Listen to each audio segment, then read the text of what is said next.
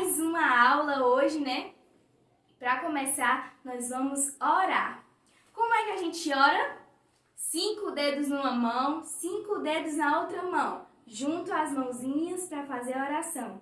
Baixa a cabeça em sinal de respeito e fecha os olhinhos para pensar só em Deus. Vamos orar.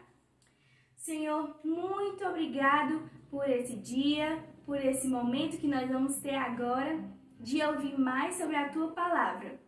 Te agradeço por tudo que o Senhor tem feito em nossas vidas. Em nome de Jesus, amém!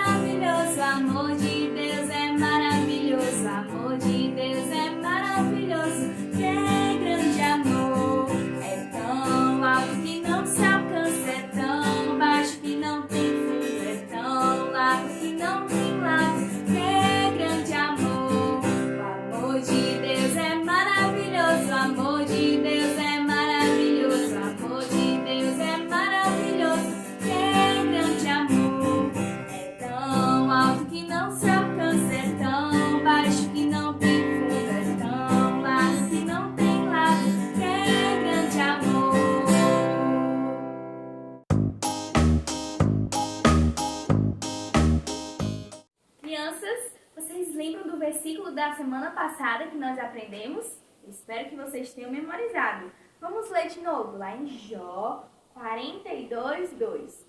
Bem sei que tudo podes, e nenhum dos teus planos pode ser frustrado. Vocês lembram o que esse versículo significa? Que Deus está no controle de todas as coisas e todos os planos dele vão ser cumpridos. Vamos ler de novo. Jó 42:2. Bem sei que tudo podes, e nenhum dos teus planos pode ser frustrado.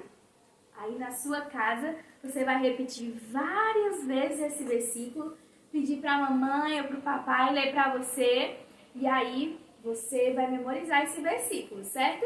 Quando a gente estiver próximo ao fim dessas lições, eu quero ver todos vocês falando esse versículo, ó, muito legal, bem direitinho, certo?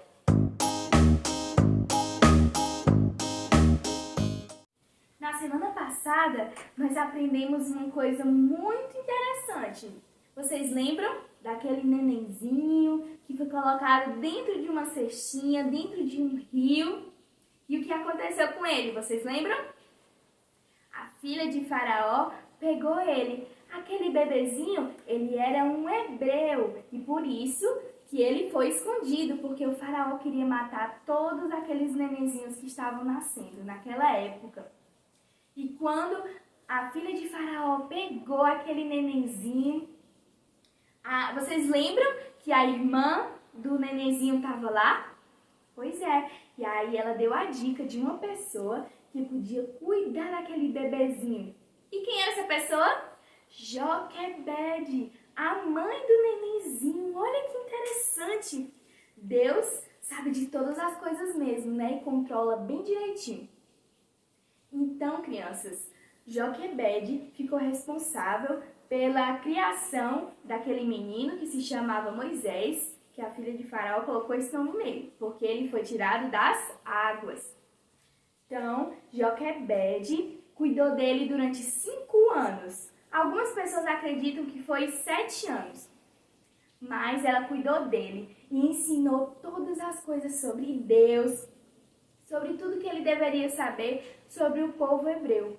Depois desse tempo que ele foi criado por Joquebede, ele foi para o palácio, foi para morar com ela, com a filha de Faraó. E ele foi estudar lá. Tinham pessoas para ensinar para ele sobre todas as coisas do Egito, sobre toda a cultura, sobre tudo, porque ele era filho da filha de Faraó, não é? Pois é. E então, depois disso, quando ele cresceu e ficou um rapaz, né, ficou adulto, ele ainda se lembrava daquele povo que estava sendo escravo para os egípcios. E um dia ele viu um egípcio maltratando um hebreu. E ele ficou com muita raiva. Sabe o que ele fez? Ele matou aquele egípcio.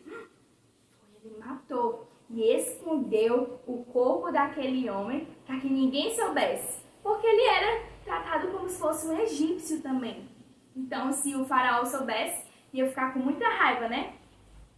E aí passou-se alguns dias e aconteceu mais uma situação entre um egípcio e um hebreu. E Moisés viu aquela situação e ficou observando e querendo julgar aquele caso. E o egípcio disse assim: quem é você para estar julgando este caso? Todo mundo sabe o que você fez, que você matou aquele egípcio e escondeu. E o faraó também está sabendo disso. E ele está atrás de você. Ele vai querer matar você. Eita, sabe o que Moisés fez? Ele fugiu. Ele foi para o deserto de Midian. Quando ele estava lá, perto de um poço, tinham várias pessoas cuidando dos seus rebanhos. Então, tinham as mulheres lá e alguns homens que estavam lá começaram a mexer com elas. E ele não gostou nada disso. Ele foi e expulsou aqueles homens de lá. Ele protegeu aquelas mulheres que estavam ali. As mulheres que estavam lá eram filhas de Reuel. Vamos ler aqui na Bíblia o que está dizendo. Tendo elas voltado a Reuel, seu pai, este lhes perguntou: por que viestes hoje mais cedo? Responderam elas: um egípcio nos livrou das mãos dos pastores e ainda nos tirou água e deu de beber ao rebanho. E onde ele está? Disse às filhas: por que deixastes lá o homem? Chamai-o para que coma pão. Então Moisés consentiu, ele foi morar com aquele homem. E aquele homem tinha várias filhas. E Moisés se casou com uma das suas filhas, que se chamava Zípora.